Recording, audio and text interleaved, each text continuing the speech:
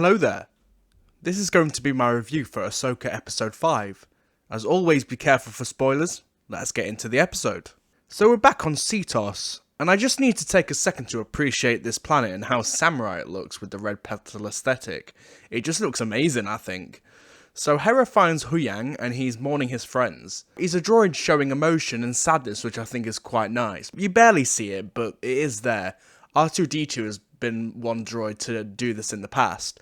So Anakin's back, and he is great. Hayden's acting is absolutely phenomenal. He really shows you that Clone Wars kind of vibe that he has, like the Matt Lanter version of Anakin, and I really like it. So his first lesson, Live or Die, is exactly like Power Rangers Dino Thunder, the episode Fighting Spirit. So if you don't know, that episode is about Tommy Oliver going into a coma, and he has a vision of all of his past selves coming to try and fight him. So he has to fight 3 of his past Ranger forms. And he finds out at the end of the episode that he hasn't actually been fighting them. He's been fighting for survival in his subconscious. And it's all about him proving that his will to live is stronger than any Ranger power, as they say in the episode. So I think that's quite nice. I noticed it, but obviously the most of the fandom won't. It depends whether or not they've seen that. Ahsoka says to Anakin, "I won't fight you." And Anakin responds with, "I've heard that before."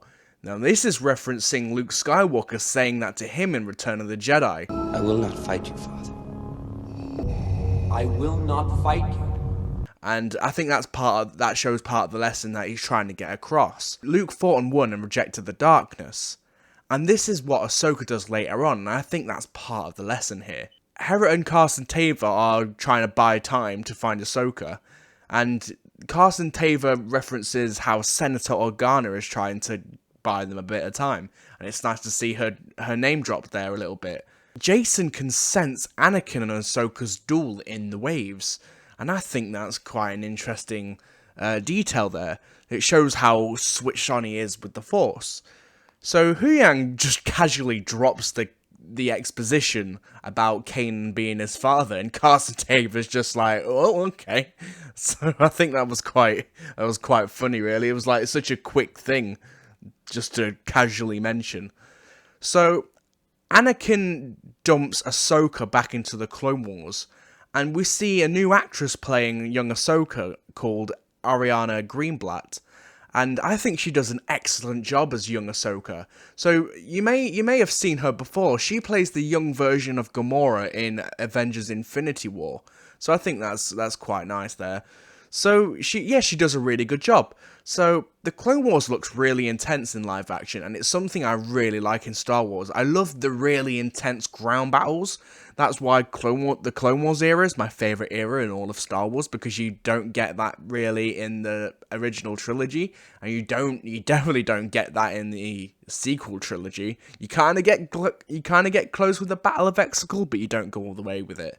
So next you see Rex in live action. So you see him more in a greater detail later, but for now he's just standing there in his Phase 1 armor. So Anakin gives perspective on what it is to be a Jedi, to basically fight and lead and survive. And that's what he's trying to teach her here. She needs to be leading, she needs to be fighting, she needs to be surviving. So Huyang has a conversation with Hera about Ahsoka and her master. And it's something that I've not really considered up until this point in the series. That yes, Huyang would have most definitely have met Anakin at some point in his career, because Anakin definitely needed to build a lightsaber and definitely needed to build a second lightsaber. I imagine when Huyang says that Anakin was a bit intense, I'm guessing that's referring to when he had to probably come back to Ilum to build his second lightsaber after he lost his on Geonosis. So that's probably what he means when he says he was a bit intense, because I doubt he was intense as a child. Say for sure that he might have been a bit intense at the age of 19 right after his mother died. So that's probably what he was on about there. So next, Anakin takes Ahsoka to the Siege of Mandalore, and she dives straight into the action. You see some Mandalorians, and they look great in live action. It looks very intense again, and it's something I really like about it. But I'm not sure if Ariana is... She looks a bit young to play Ahsoka at this point in time. Like, Ahsoka's meant to be... I know the actress is 16, so that's not too bad. But, like, Ahsoka's 17 in the Siege of Mandalore, but I just don't know why, but she just looks a bit young. She looks around 14, 15. Like, don't get me wrong, she suited 15-year-old Ahsoka perfectly, but I just thought she looked like too young to be playing a 17-year-old Ahsoka. So yeah, but that's my only nitpick really. So Anakin then teaches Ahsoka that she's more than what Anakin was, meaning the darkness.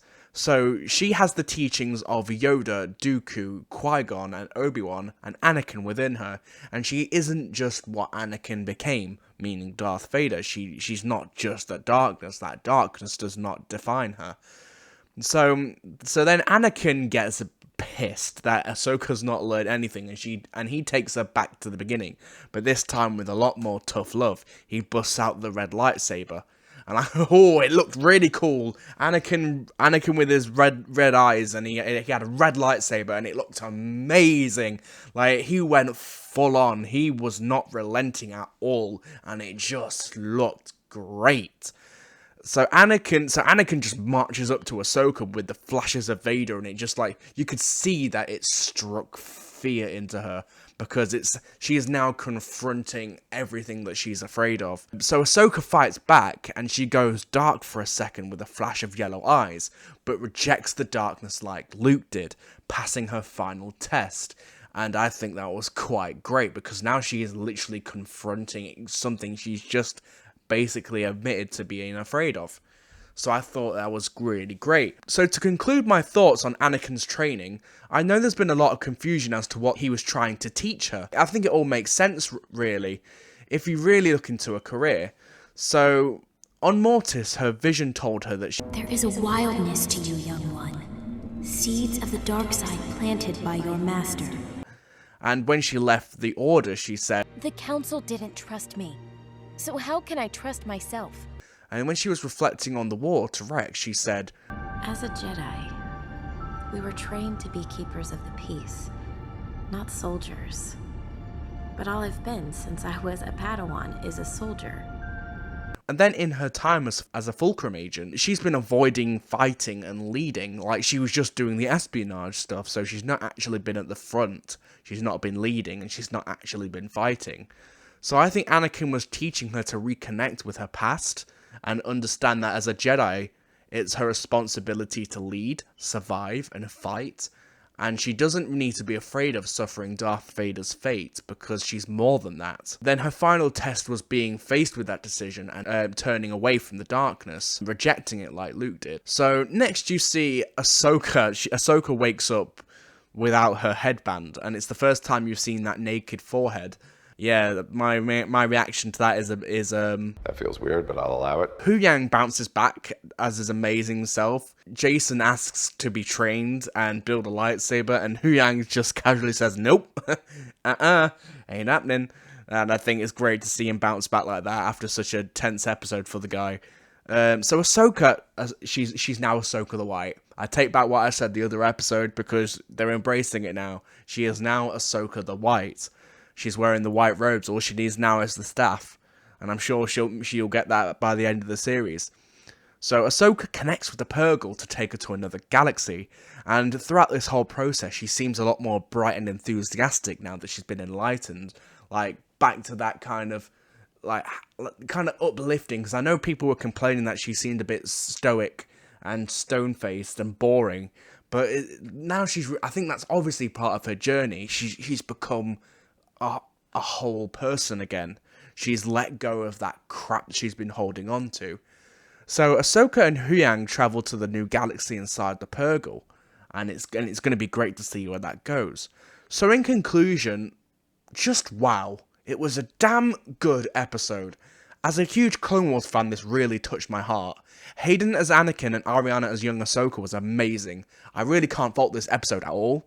I'm hoping we see more of Anakin, because his line in the trailer hasn't been in the series yet, and would just complete the whole series to have him return to Knight Ahsoka as a Jedi. I'm really looking forward to next episode. Thank you for watching this week's review. I'll see you on Friday for What If Savage Survived Part 2. That was a bit of a tongue twister. So I'll see you guys then. Bye.